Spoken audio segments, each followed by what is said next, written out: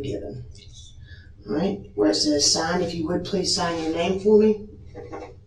All right, if you would please state your first name for me. Matthew. And your middle name? Raymond. Will you spell that for me? Raymond. And your last name? Nix, N-I-X. What's your date of birth? Do you go by Matthew or do you go by Matt? Matt. What is a good contact number for you, Matt? All right. Can you tell me who you're currently employed with? The South Carolina Highway Patrol. And how long have you been with South Carolina Highway Patrol? 16 years as of this past July.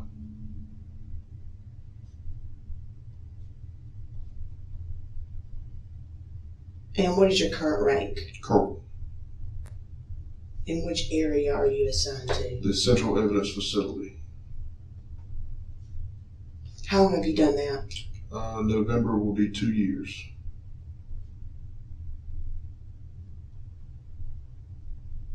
Tell me a little bit about the Central Evidence Facility. What exactly is that? We intake all evidence from all of the divisions of the Department of Public Safety, which is Highway Patrol, State Transport Police, Bureau of Protective Services, and until recently, the Immigration Unit, which now falls under SLED. Right. They got taken over, so. All right, so you're over HP, and what were the others? Transport and BPS.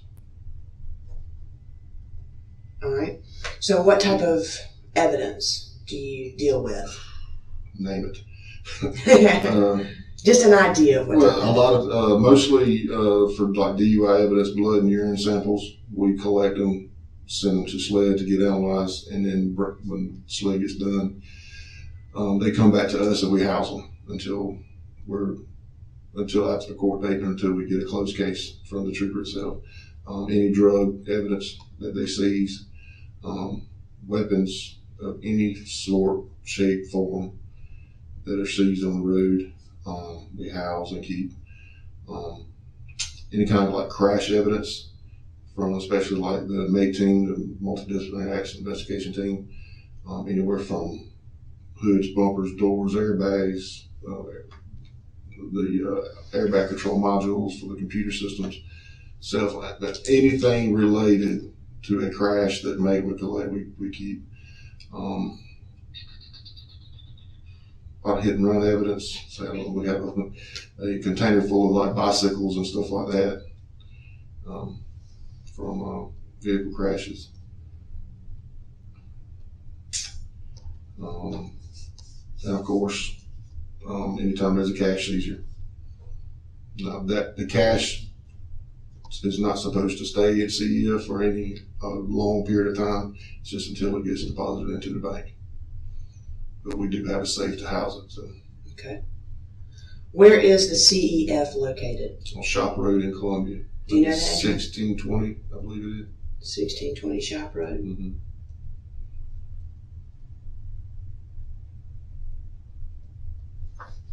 Okay. So obviously we're here in regards to an investigation on a money seizure that took place. Mm-hmm. If you would, do you remember the day that you were contacted about the money seizure? Thursday, July 28th. That's the right date. Okay. So it was on a Thursday. Right. Kind of go through what happened. All right. Well, let's see. Thursday, I think it was around in between 10:30 and 11 p.m. I was contacted by Lieutenant Teresa Alford with Troop 1 Highway Patrol that a money seizure had taken place in Sumter County. I was advised to give Corporal Cameron Welsh a call to get the particulars and see what direction we need to go in. I got off the phone with her, called Corporal Welsh. He advised me that there was probably close to $100,000 that they had found at a road check, along with what he described as PWID, possession with intent to distribute THC edibles. Anytime that there is a money seizure possibility, that they have to have reason, and PWID, any kind of drug, is that reason. They can't just take the money because.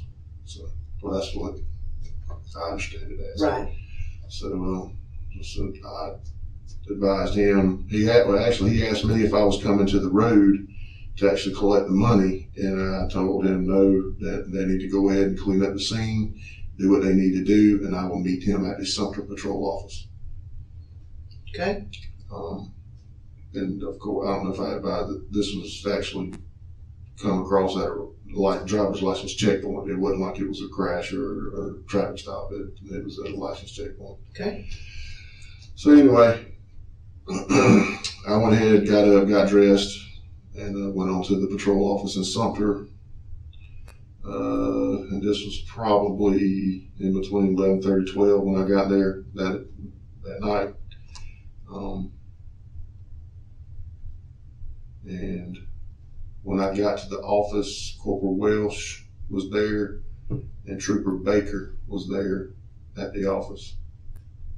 As soon as I got in, got all my paperwork set down, and Corporal Welsh advised me that it is a very big possibility that DEA was going to adopt this case. And I know from listening to the guy, the CF and stuff, and dealing with him on the road, when I was on the road, that usually DEA comes in that night, takes the evidence, and then that's it. We're done with it. Do you know why he thought the DEA would be taking it? Had he spoke with anyone? He spoke to I think it's either Lance Corporal or Trooper. I don't know his current rank, but it's Shropshire. He is affiliated with a lot. He's one of the highway patrols, what we call drug dogs. He's associated with them, knows them on a first name basis, all the DEA agents in the area. So he's familiar with the process of dealing with the DEA and taking money. And he was on the phone with Shropshire, and Shropshire told him that his contact said that they was going to take the case, but called him back or told him later on in the conversation that the DEA was tied up at the moment, that they will be adopting this case. It just won't be tonight. Okay. It'll be at a later date. And Shropshire told Welsh that, to Yes. your knowledge? Yes. Okay. All right. So, go ahead. So in that case, we were going ahead with the cash seizure process. And Corporal Welsh advised me that Baker was technically the arresting trooper that was making all the charges to the driver. So I gave Baker a whole packet of our cash seizure paperwork. And I advised him, I don't know exactly what all you need at this point, seeing how that the feds are going to get involved. Just fill it all out anyway, and if we don't need it, we can shred it. And it was 2 affidavits of seizure. It was what we call the ACE report, which is an aggressive criminal enforcement report. It's an old form that we use, giving details. Also a section on there where he attaches his statement. Once he does his incident report, he can put it on that same form. And then I advised Corporal Welsh that we need to go ahead and separate all of the denominations of cash that was there, and then count each individual denomination and on a tally sheet, on a separate tally sheet. Okay. Corporal Welsh brought out the bag of cash. It was in a brown, not similar to a brown grocery bag, but it looked more like a food takeout bag. It was brown, approximately about 8-10 inches tall, with brown paper handles and like a little zigzag design on the bag. And basically, he dumped it out on the desk, and it was hundreds, 50s, 20s, 10s, 5s, and 1s all intermixed together.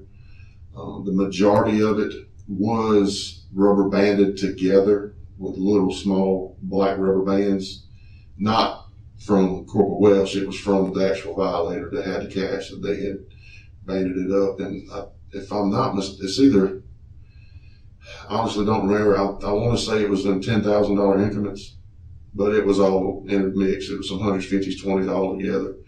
So I advised him that all of this has to be separated. So we're going to have to unbind all of this cash and then separate the 150 and get everything straight. That took a while. Once we got everything separated, and right? Let me back up. Before we started separating it, Trooper Reichert showed up. He was, if I'm not mistaken, he was at the road check waiting on the tow truck to get there and secure the vehicle before he came back to the office. So, okay, but now we're back to actually separating out the denominations. In the Sumter Patrol office, it's probably twice the size of this room, well, maybe 3 times the size of this room, but in the middle of the room, there is a long table that's probably twice as wide as this desk. And it has a partition in the middle with like a bulletin board where you can post schedules and stuff like that on. And each side of that is another like table area. So what we did is we put all the cash out on the center table and just laid them out. Put all the hundreds at the beginning, then the 50s, and just went down the line to the dollar bills. And I advised Cam, I said, we're going to have to count this thing. You got to do your tally. I'm going to do mine. So you start on this end, I'm going to start on this end, and we'll meet in the middle somewhere and then pass each other and then keep going. So I started on the $1 bills and they started on the hundreds. They being who? They being Cam, Corporal Welsh, and Trooper Reichert. Do you know his first name? I do not. So Zach, I believe. Yes, Zach Reichert. Okay. Baker was still, I do not know Baker's first name. He's brand new trooper. He was still on the computer doing the statement, doing the paperwork. So I started on the ones. I counted all the ones and wrote them on my tally sheet. And I started on the 5s and kept going until I got to the 20s. Within all of the cash that was laid out, the $20 bills was by far the most we had to count in number. By the time they got through with the hundreds and 50s, they had already started on the 20 and got a big portion of them counted. When I say a big, they got a pile of them counted out. I don't know how many they were. It was enough, but they were still counting the 20s.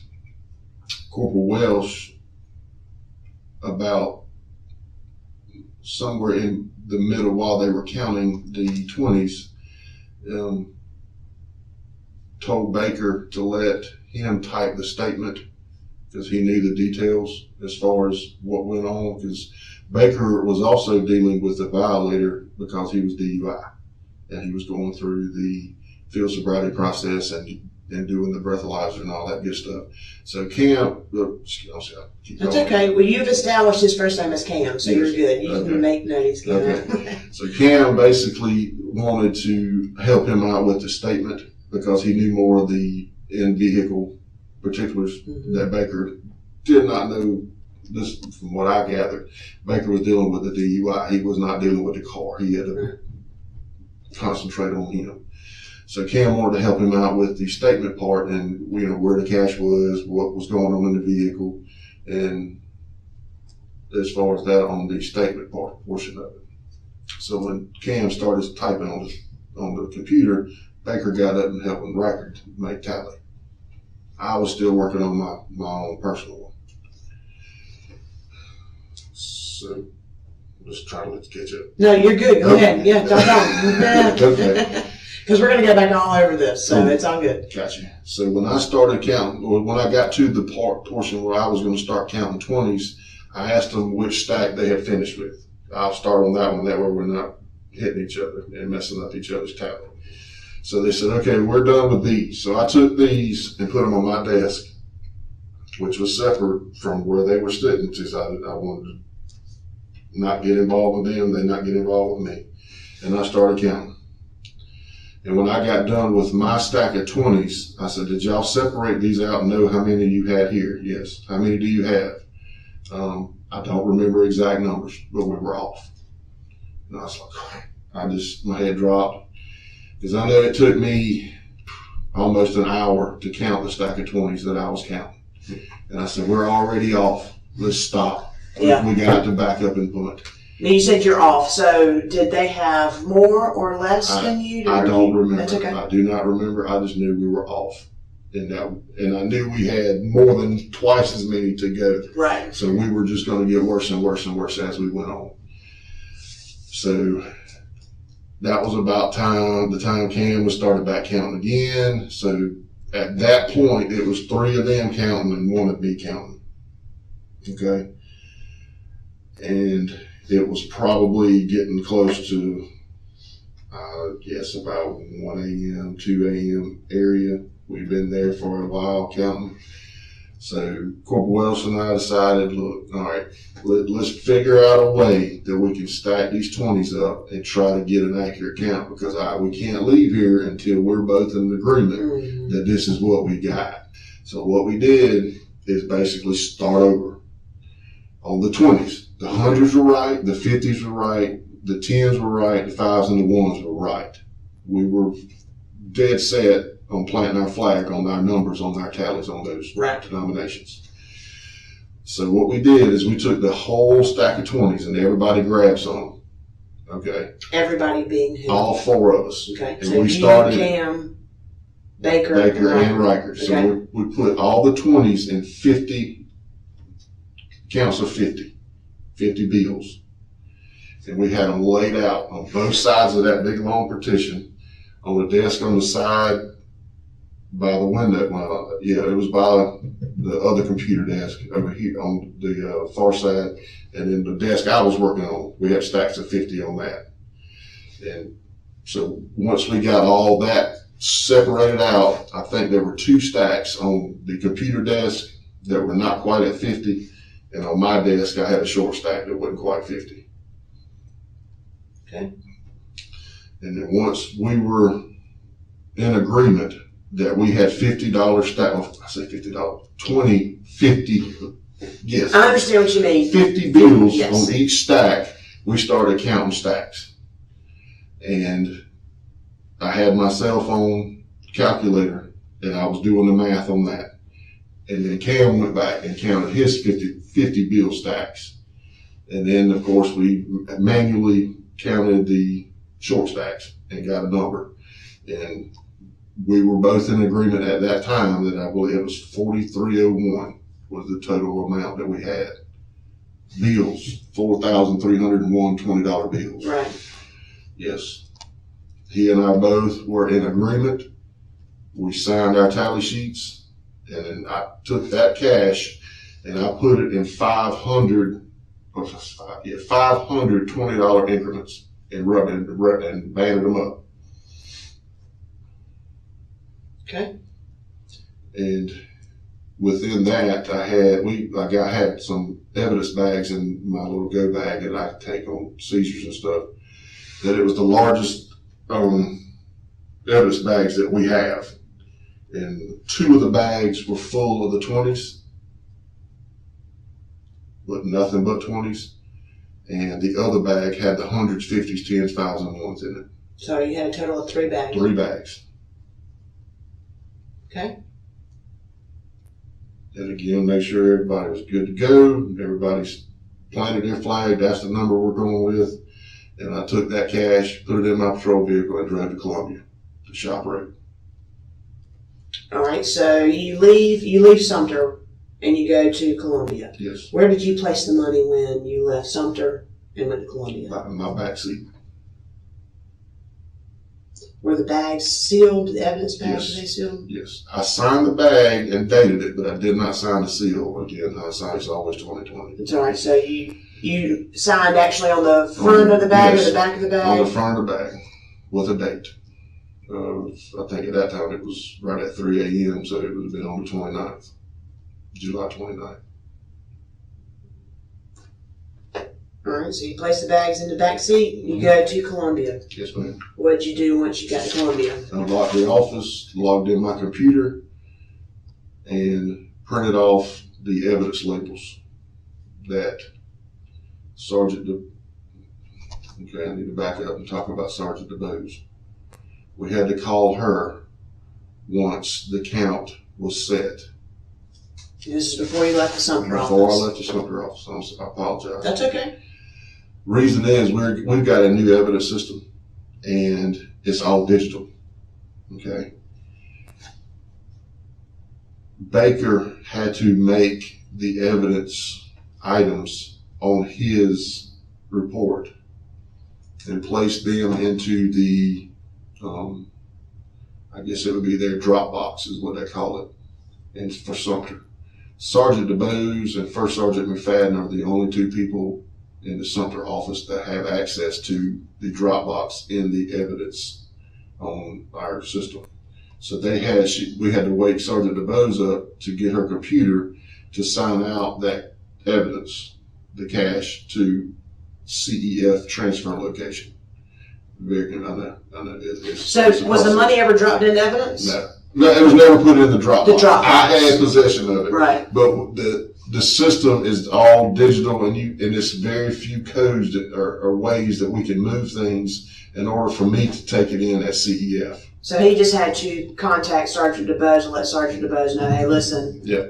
It's in evidence, but CEF is taking it. Yes. Right? Yes. So once we got all that in, once I got to Columbia, I logged on my laptop, received that cache evidence out of the central evidence transfer location in the computer, and put it into my possession, and then from my possession into what we call our green safe. That's our cache safe. So instead of putting on there that you received at the Sumter, because the computer's already showing yes. that it's gone to CEF. Yes. Okay. All that is timestamped too. So when Sergeant DeBose puts it in transfer location, that system knows when she did that. Okay. And then from there, basically from Sumter office to Shop Road, it's in CEF transfer location. Okay. In the computer. Okay. Once I get to the office, and I think it was right at 4 a.m. or close to 4 a.m. is when I went in there, checked it. Let's see, I'm trying to think how the verbiage on it. Once we get it, is check out to Trooper Officer, and then MR Nix, and then from MR Nix to the green safe. That's how that's how it was listed on the chain of custody in our evidence system. Okay. I printed off evidence labels. I think I printed off 4. I know I printed off 3 of them, maybe 4. I put one on each 20 and then one on the other evidence bag. So we got 3 bags of cash, all item 1. Mm-hmm. And then I think I put another one on the outside on that brown paper bag because I put everything back in that same brown paper bag that Cam gave me, or Cam added in at the office. Okay. Did you take possession of the edibles? No, at that night I did not. Okay. Normally what we do is just go for cash. Okay. They bring the whatever drug it is at a later date. Okay. All right. So green safe, is that a term that's used for the safe that's at the CEF for the money? Well, it's a very big, large green safe. Okay. It's actually green. So what all goes in that green safe? Green safe is any kind of course, monetary value items. If there's like some jewelry that was confiscated or found, a lot of times in the past, troopers have taken stuff like that at wreck scenes for safekeeping, mm-hmm. And yeah, they're still in there. So items of monetary value. Yes. Okay. All right. So once you put it in the green safe, what did you do? Locked it and went home.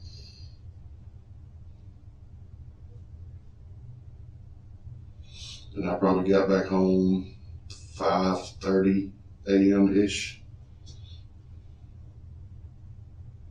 Did you have any other dealings with the money at that point? None.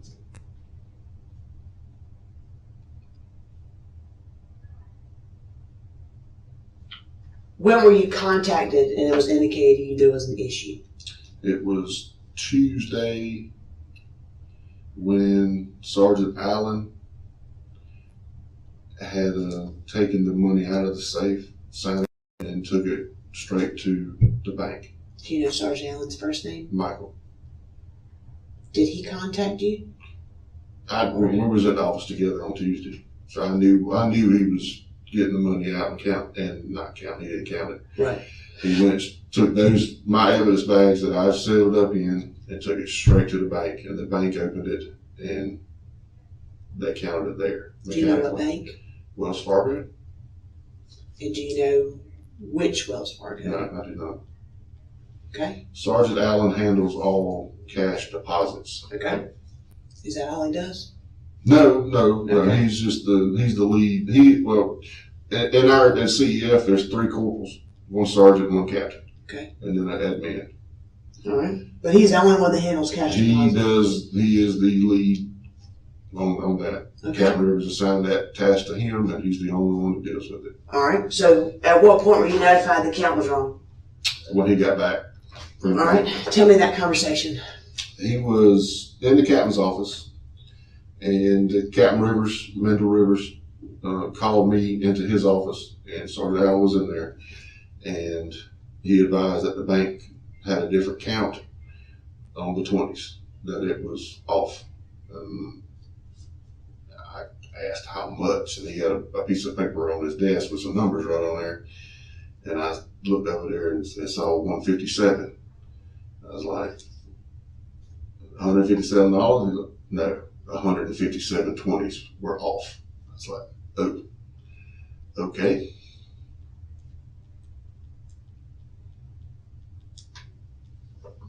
You say, what was Captain Rivers' first name? Mendel. Mendel? Mendel.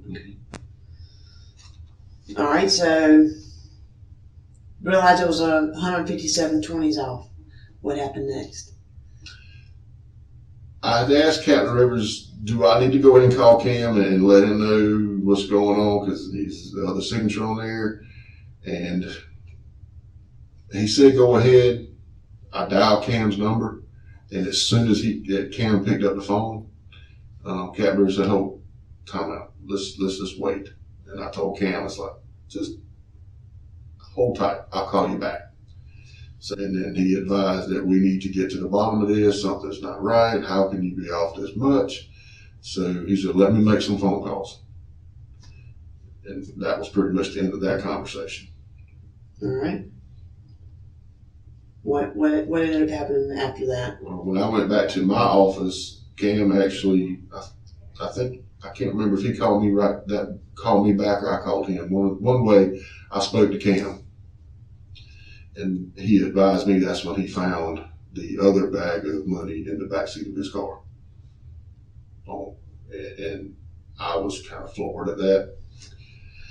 This was Tuesday, and I believe he said that the cash bag that he found in his backseat was found on Sunday.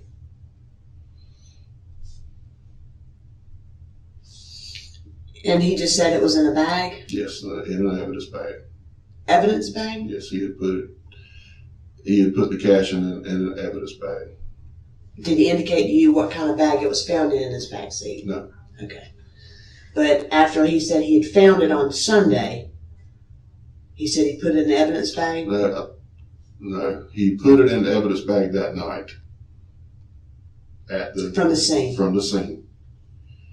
And from my understanding from him, that it was actually cash that was found in the center console.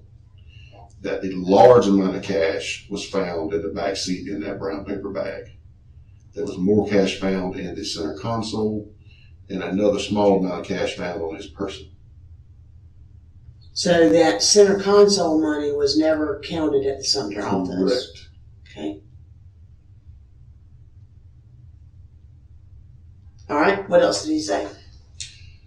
He was nervous. He was upset, scared, didn't know what to do.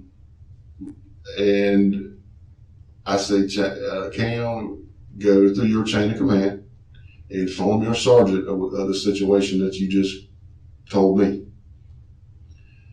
and get ahead of this before it starts looking worse than it already is. Right. I said, because our count that we had in the Sumter office is way off. That this does not help. So, from my understanding, he did. He called Sergeant DeBose, informed her what was going on, and by that afternoon, Cam was in our office at CEF to turn that cash in. Well, in the meantime, Captain Rivers had been on the phone from lunchtime until Cam got there about 3 o'clock, and Captain Rivers advised Cam to go to the Troop 1 headquarters and to his captain's office, which is Captain Chris Shelton, and then they would handle their end dealing with that amount of money. Where's the Troop 1 office? It's same parking lot as ours. It's just right next door. So Shop Road? It's the way Shop Road, if you're at the Carolina Stadium like here, our office sits for evidence and supply, like a loading dock, Troop 1 headquarters, D&B. That's how it's set up in the same like campus area. All right, so River sent Cam to Troop 1 to talk to his captain. Yes. And what did you say his captain's name was? Chris Shelton. Were you standing there when Rivers sent Cam over to Yes. Troop 1? Yes. Do you remember what Rivers told Cam? He needed to go to his captain's office. Take that bag, go to your captain's office. So the bag that had the money in it? Cam had it with him. So Rivers didn't take possession of it? No, sir. No, ma'am. Not at that point. Not at that point. I think eventually they agreed that cash was not going to stay in Columbia at the Troop 1 office, that it needed to go to CEF. I had already gone for the day because we worked from 8 to 4, and this was after 4 o'clock when all that took place. So I just know Captain Rivers called me back later on that afternoon about 5:30, told me to get back to Columbia and bring my truck. Okay. So the same day, on Tuesday? Yes. Okay. So the last time you saw Cam was when Rivers sent him to go to Shelton's office? Yes. All right. And then was there any other conversations held between you and Rivers that day about the money? The shortage money? Yes. No. Okay. What about the money that was in the evidence bag that Cam says, I found on Sunday? No, ma'am. Okay. And then you said that you got off at 4? Yes. What are your usual hours? 8 to 4. 8 to 4. And then you received a phone call from whom later? Captain Rivers. Captain Rivers called you and told you Yes. to bring your stuff to the office? Well, he just said I need to come back to the office. And the office being the CEF office? office. And that was around 5:30? We start football practice at 6, and we was fixing to walk out on the field, so sometime between 5:30 and 6 p.m.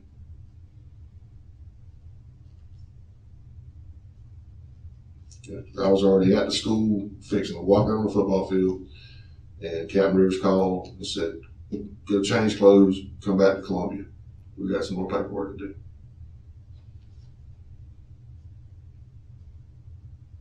Tell me what happens when you get back to CEF.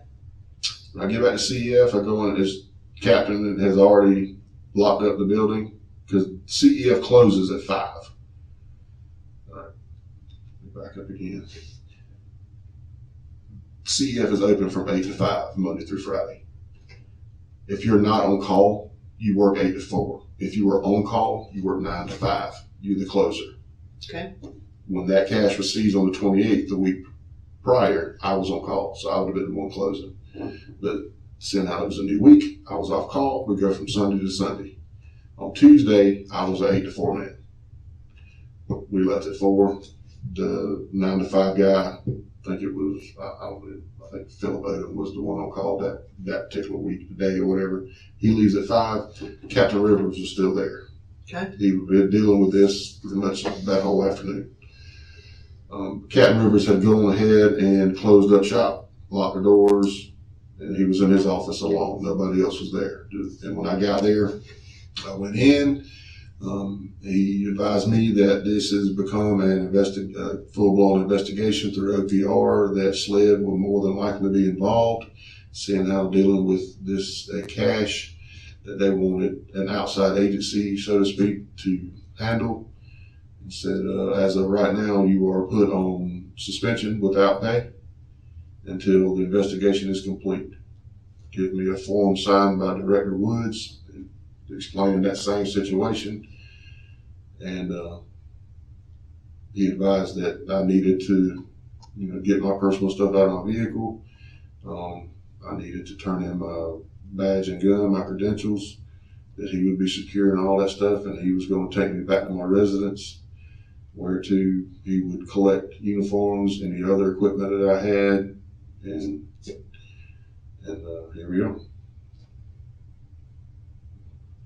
He said Captain Rivers took me from this central evidence back to Bishopville to my residence. All on Tuesday. All on Tuesday afternoon. Have you talked to Cam since? I spoke to him, I believe it was Tuesday night. No, it may have been Wednesday.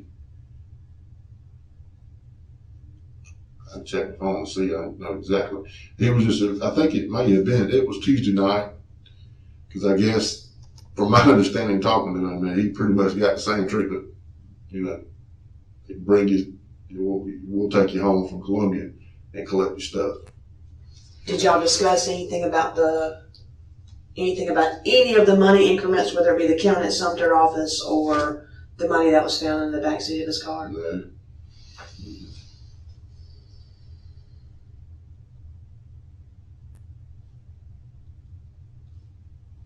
He did not realize that I got put on suspension along with him. He seemed to be upset about it, but both of our names on a piece of paper, so what are they going to do? They got to. When did Cam find out you? Whenever you talked to him? He called me, he said, well, I guess I get a couple days off. I said, me too. He's like, what? I said, yeah. It's under investigation. Our name's on a piece of paper. They have to do this. You said he was upset about that for them suspending you as well? Yeah. Why was he upset about that? Well, he just didn't realize. He thought it was mainly because of the cash that was found in his backseat, not about the whole cash being short. Did he have any knowledge of how short it was? I told him that it was off 157 $20 bills. And what did he say? It's pretty much the same thing I said. What? Yeah. All right, we'll start from the beginning, okay? All right. Is there anything else you can think of? Obviously, there'll be a point at the end of the interview where I'll ask you if there's anything you want to add. But just so we can make sure, because I know that you've had to go back a couple of times, I just want to kind of make sure we've got everything completely understood. I think we're good Okay. for now. Of course, Yeah. I'll probably something else. That's okay. You said so on Thursday you were contacted, and she actually called you, Called my work cell phone. Lieutenant Yes. Alford. You said Yes. Teresa, right? Teresa Alford. She called you to let you know about the large money seizure. Mhm. You ended up talking to Corporal Cam Welsh. Said it was approximately over $100,000 Mhm. with some edibles, a license checkpoint. Do you by chance know where that road check was? No, not all.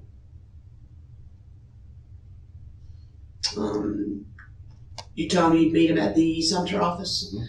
When you told him to meet you at the Sumter office, at that point, had he indicated to you how the money was packaged or anything of that nature? He said it looks like it's in a large Olive Garden bag. Olive Garden takeout bag. That's what it looked like. Did he indicate to you where that large Olive Garden bag was taken? Where it was at in the vehicle? Backseat. He did say plain view several times as far as the money and the edibles. So he wanted to make sure he indicated that they didn't just rip the car apart over it. Right. But so he only indicated one large bag in the back seat, one Olive Garden bag in the back seat. All right. Let's see here. You might have told me that the Sumter.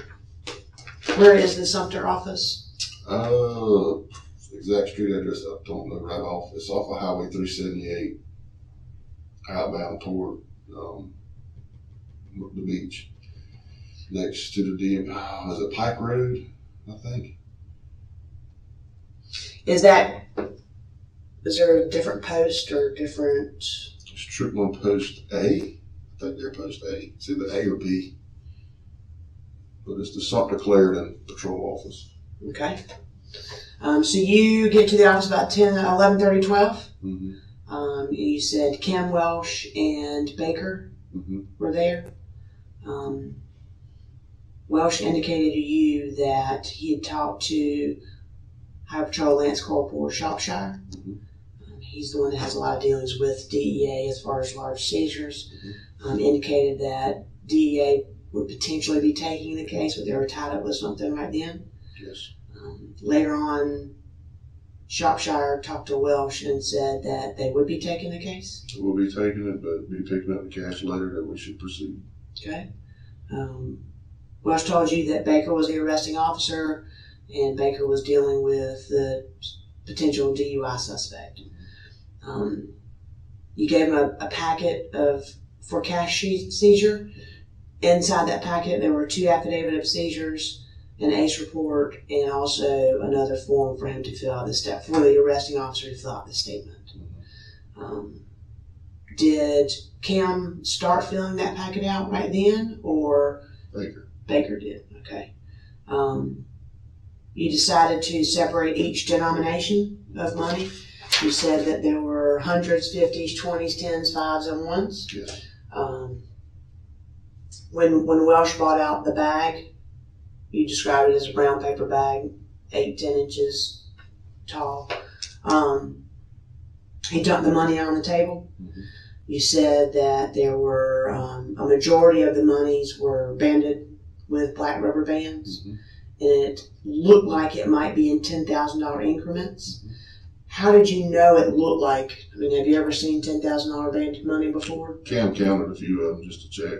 Okay. And do you recall the ones that he counted, what denominations those were? Mixed. So there were no stacks of bands of 20s, there were no bands of 100s, there was just an accumulated different. There were some that was just the same denominations, but with it being all mixed up like that, we took all the bands off and separated ourselves. All right. When the money was dumped on the table, had Trooper Reichert gotten there? Yes. Okay. So he was there before the money was dumped on the table. Mm-hmm. Okay. And you said you think his first name is Zach. Zach, yes. Okay. So who took the rubber bands off the money? I took several off. Cam took several off. I imagine Riker took some off too, because there was a lot of them. Right.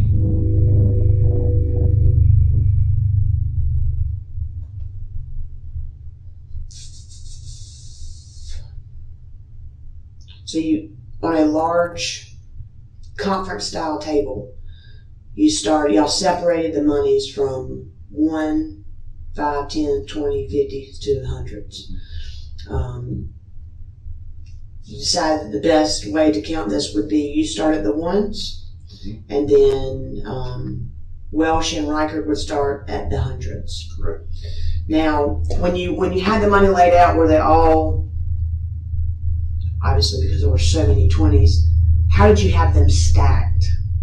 Was it all the 100s on top of each other, and then the 50s, and then the 20s? Did you have several rows of 20s? How did y'all figure out how to do that? I wish you could see my cell phone, my work site. I took pictures of it.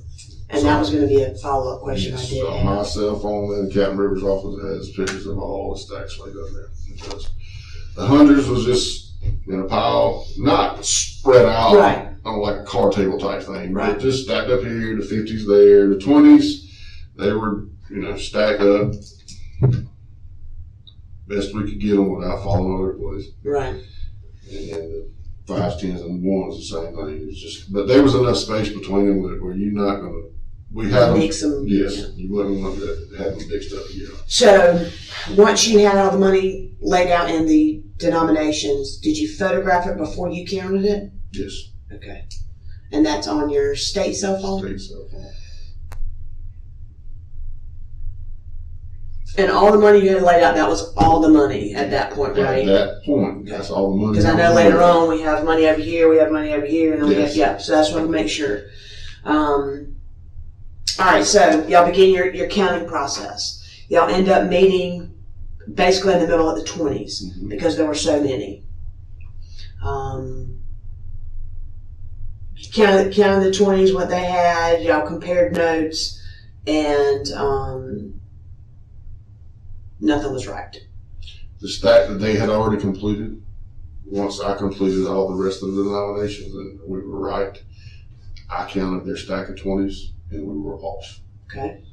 Did they count your stack of 20s?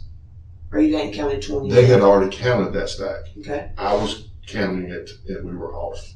Okay. They were still over here counting, actually, the Yeah. 20s. So I just wanted to go behind them and check their count to see if we were going to be at least close, and we wasn't. So. All right. So once that first stack of 20s was counted, and you realized, oh wait, guys, I'm not getting what y'all are getting. Was that stack recounted? Yes. And did it coincide at that point, or that's when we recounted it into the 50 bill increments. We Okay. didn't physically count that whole stack again. okay? We just started over from You scratch. decided to Just say, wipe that hey, off, let's. scratch that number off. Let's go from the beginning. All right. So once you put 50 $20 bills in a stack, in stacks, Stacks. you went and counted it. Mm-hmm. Welsh counted it, Mm-hmm. and did Riker count it as well? I do know. Once they got that, that's when Cam and I counted our own stacks. Okay. So would Cam count a stack, and you go back behind him and count them and make sure? I went through first. All right. I got my total number, and I sat over there and got my little phone calculator and did the math. And then Cam went through and got his. We were in agreement. So they were consistent. At that point, yes. Okay. Did prior to you telling Cam, hey, I've got this many 20s, did Cam inform to you how many 20s he counted? So basically, after you got done counting the 20s, hypothetically speaking, you look at Cam, you're like, all right, I had like 4,228, hypothetically speaking, not the exact number. And then Cam goes and counts, and he's like, yep, I got 4,200 whatever. I know better. Okay, so that's why. How did that come about? You already knew how many 20s you had counted, and then Cam says, okay, I'm done. This is what I counted. And did his number match your number? Yes. Or okay. And you remembered it was 4,301? 4,301. Okay. All right, once y'all counted the 20s, everyone was in agreement. Y'all filled out a tally sheet.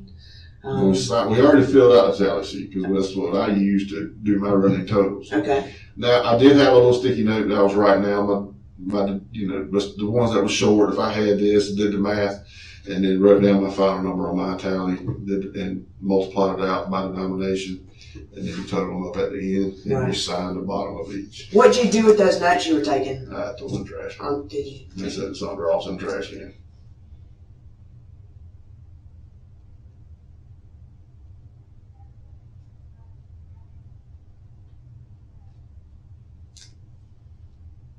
All right, so when y'all had all the 20s spread out, did you take photographs of all the 20s? No, I did not.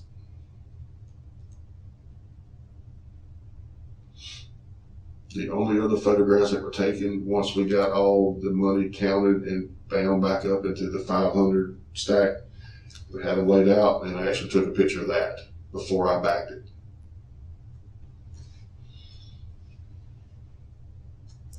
Were there any photographs taken of the money prior to taking the bands off of them?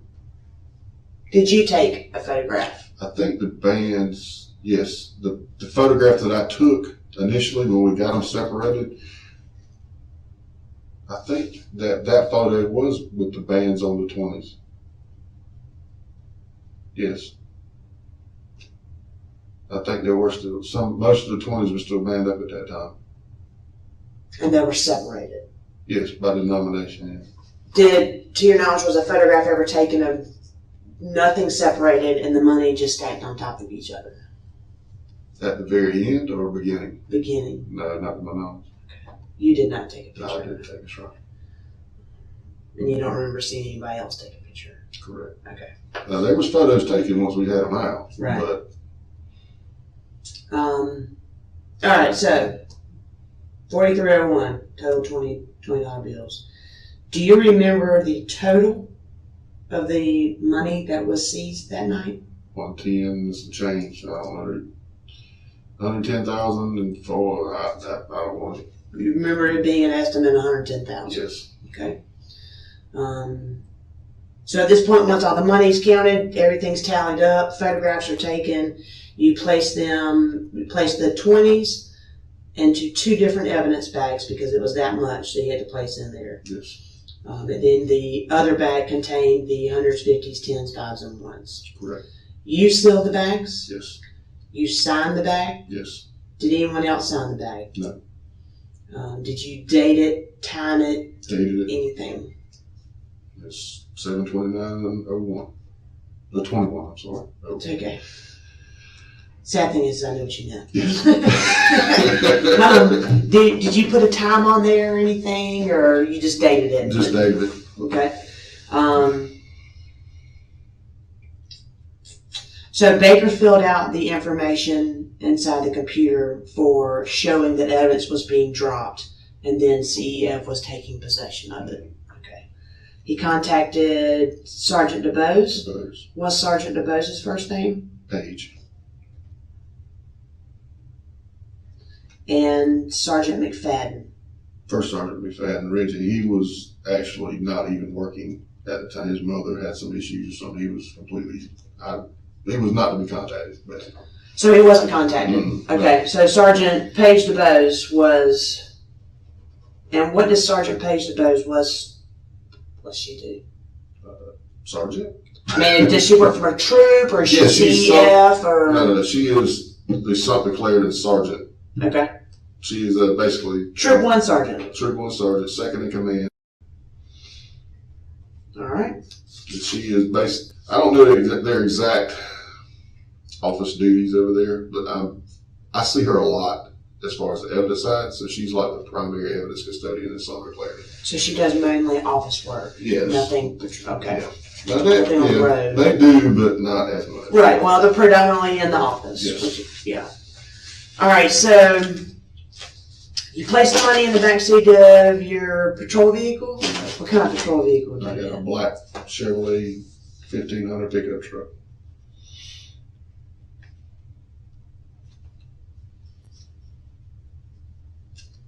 All right. Once you get in your vehicle, you put the money in your back seat and you go to CEF, which is located on Shop Road in Columbia. Yes, ma'am. You got to Columbia about 4 o'clock. You went to the computer, typed in everything to show that it had been transferred CEF to GreenSafe. You printed out evidence labels. You said there were 3 evidence labels. At least 3, maybe. I think I put one on the brown paper bag too, showing all item 1. So the money that was taken from the Sumter office, you just put it back inside that brown paper bag after it was sealed in the evidence bags. Put it in the evidence bags. I didn't want to be out there toting Right. 3. These were large evidence bags. Yeah. So that was what we had. So I just kept You it. used it, right? Well, that's what it was found in, right? Exactly. So, so you think probably 4 labels were Yes. printed, all right, and 1 for the Olive Garden bag or brown paper bag. You put the money in the green safe and you went home. That's it. And that was it. That was it. At that point, there was no other dealings with you and that money. No, never laid eyes on it again. Tuesday, you're at the CEF, and you are talking to Sergeant Michael Allen, and he handles the cash deposits for CEF. Yes. You had knowledge he was going to the bank Yes. to get the monies counted. Well, what DEA had requested is that instead of taking the actual cash, take to the bank, deposit it, get a cashier's check, they'll come get a check. That's the way they wanted to handle it. Okay. Any idea why this wasn't handled on Monday? Did you have did anybody talk about it on Monday? On like what they were going to do, and had you heard anything else about the DEA? No, well, the DEA said, no, not And just you officially. personally, yeah, Not officially. Now, well, I was scheduled to work Friday, but see, I got called out. That's usually like an office rule. If Right. you get called out, especially on a long call out like this, that is your Friday. That's right. So I never come back to work on Friday in the office. So the cash was there Friday morning, 4 a.m. to 4:30, and sit there until Tuesday in the green safe. So I never opened the green safe again because I did come back to work on Monday, worked all day Monday, and technically worked all day Tuesday from 8 to 4. So, but Sergeant Allen took the cash out to go get deposited on Tuesday. And it may have been that he was in contact with the DEA and they had made arrangements to have all There that was stuff. nothing you had any idea about. No. don't deal with that stuff. How did you find out that DEA said take the money to the bank, get them to, Alan, he Okay. said that that's how they wanted to do it. So was that the conversation you and Alan had on Tuesday when he was going before he went to the bank? No, that was, again, I don't get involved in that. I hearing him talking with Captain Rivers and them and just telling us, well, DEA wants to check. They don't want the cash. Right. So that means I got to take it to the bank and get a counter. Okay.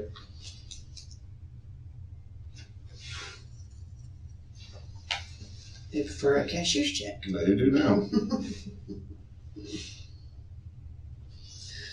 All right, so went to Wells Fargo. You're unsure which Wells Fargo. You said Captain Mendel Rivers. Mm-hmm. Once you went back into the office and Alan was talking to Captain, and Alan indicated, did Alan or the Captain indicate to you that it was off, the count was off? Captain. And he indicated to you it was 157 $20 bills difference. Correct. From what was deposited or counted at the bank. You asked, hey, do I need to call Cam? He was like, yeah, sure. You call Cam, and Cam was like, wait a minute. Yeah. Hold up. Let's look into this for a second. Something's not right. Tuesday, you went back to the office. Nothing else was spoken of at that point. You Tuesday night you talked to Cam, or Tuesday afternoon, you talked to Cam, and actually this is Cam. You indicated to him the count was off. Then he says, oh, by the way, I found a bag of money in my back seat. That was an evidence bag. Hang on one second, let me see.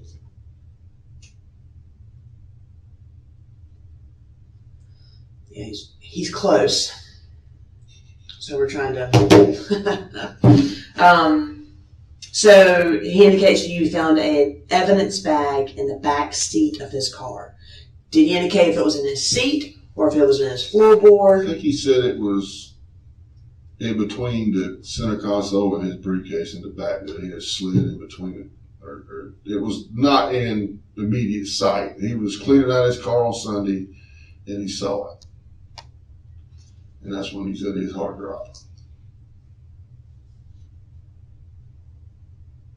And then he indicated to you that was the money that was found in the center console? Center console. The violator's vehicle. Cam indicated you was nervous and he was scared. Yeah. Didn't know what to do. You told him to call his chain of command, Mm-hmm. and he called Sergeant DeBose. That's his next level up. Cam showed up to CEF to drop money on Tuesday. No, Thursday. Rivers sent Cam to Troop 1, then the headquarters, and he met with Captain Shelton, to your knowledge. Mm-hmm. That afternoon, Captain Rivers called you and said, hey, come to CEF. Explained because of the miscount or the off count, you were going to be under suspension without pay. Mm-hmm. He took your items from you and took you home. You talked to Cam on Tuesday, Tuesday evening. and y'all shared information about suspension. He had no idea you'd been suspended. Correct. Um, And I had no idea he was officially suspended either. Kind of. he just said, hey, it looks like I got a couple of days off. Mm-hmm. And you said, hey, well, me too. And that's when y'all discussed, I'm under suspension too. Mm-hmm. What do you think happened with the money? We screwed up the count.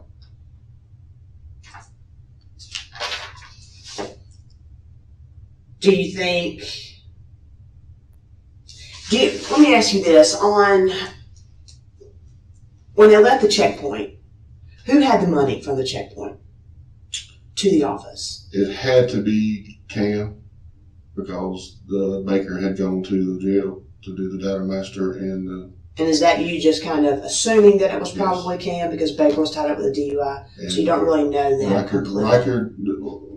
Riker was tied up with the record, waiting on the tow truck. Okay. Baker was going to the jail. Cam was coming to the office. I told him to meet me at the office. Okay.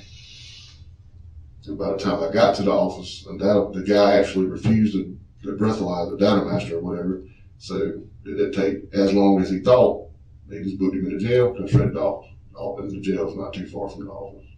The money that was inside the Olive Garden bag, were they all banded, or were there some loose bills? Some loose. Okay. And you took a photograph of everything laid out on the table? On the table.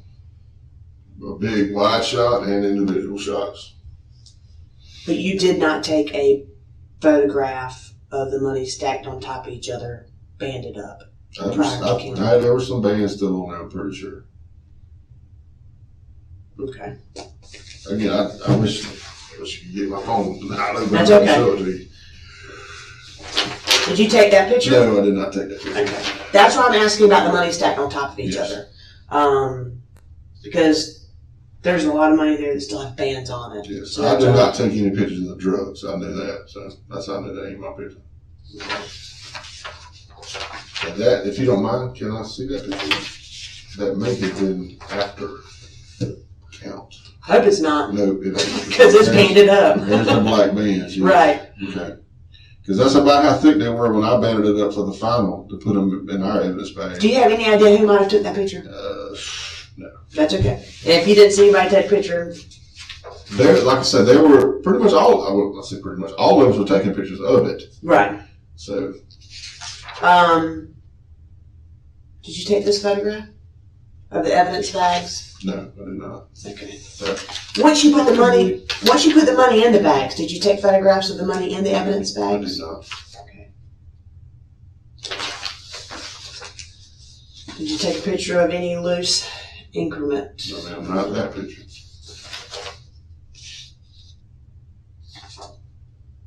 No, ma'am. No, ma'am. Is this the tally sheet you were telling me about? That looks like Cam's tally sheet. Does your tally sheet look like that as well? It looks, well, this is not the one the tally sheet itself, just the form that's exactly the same. But these numbers are not what we counted at the Sumter office. And that's not my signature. That looks like it was from the other bag that Okay. was found in his car. So, but that would be kind of how y'all would That's exactly how we do it. do the denominations of how many bills you have of the ones. Okay.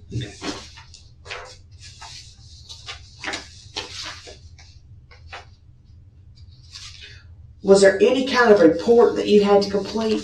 Generally, if you get called out for a CEF, and you have to go to CEF, is there any type of documentation you do on your end other than going into the computer showing a transfer from whatever I've seen office? Captain Rivers and Sergeant Allen a text headed to Sumter. They seized over 100K with PWID THC. Captain Rivers said, "Be careful." That was the only correspondence that I had with them before the money was actually counted. Just to give them a heads up, they had gone somewhere. Right. So it gives them an idea of what time you left Yeah, and how long it that's took you to get there and kind of semi-checks and balances. Did you take any money? No, Would you be willing to submit to a polygraph? absolutely. Do you have any type of medical conditions that might enable you or inhibit a proper examination? No. No high blood pressure, no I diabetes? do have high blood pressure, You yes. take medication I for do. it?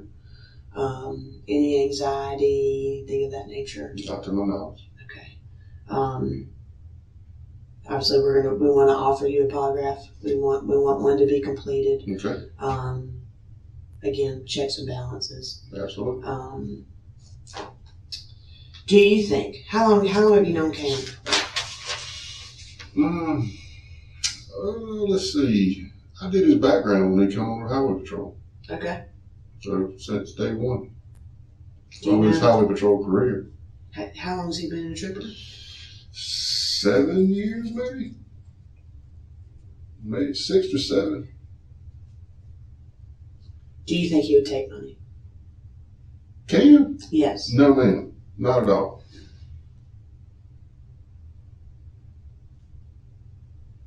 Do you think Reichert would take any money? No. How long have you known Riker? I did his background as well. Funny as it may seem. It's all right. The reason is, when I was on mate at the time, we were doing all highway patrol backgrounds for employment. And since I lived in Bishopville, anytime there was one in Kershaw, Lee, something Clarendon, I got it because I was the closest one. Right. So, yeah. But Baker, I do not know Baker at all.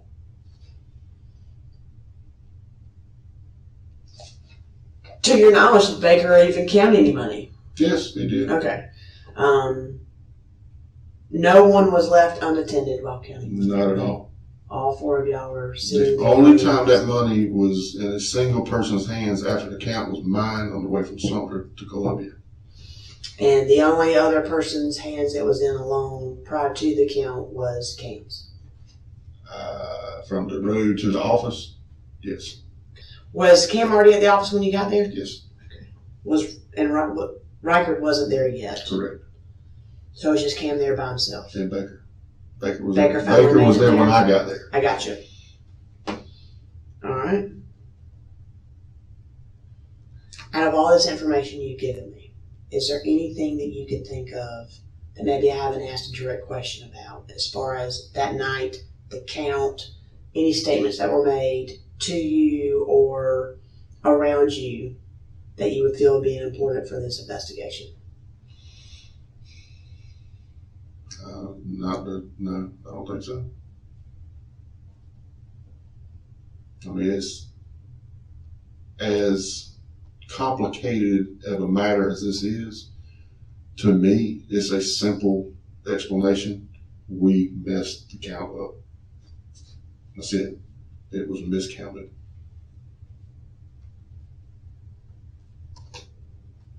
Do you think anybody took the money? No. Solely believe it's just a screw up on you guys' part? Absolutely. Okay. All right. Do you have any questions for me? No, ma'am. And nothing further that you would like to add? No, ma'am. All right. We'll get you set up for a polygraph. Okay. Hopefully it'll be in the next couple of days. Got to call Columbia and find out when they have available. Correct. I do know you're out of work without pay. We want to try to get, we Thank want to be thorough and concise as we can be. Absolutely. And while the ball is in our court, we've got to deal with polygraphers too that already have schedules. So we're going to try to get everything worked out for you. If you have nothing further to add, that will conclude this interview. The time now is 10:44. All right.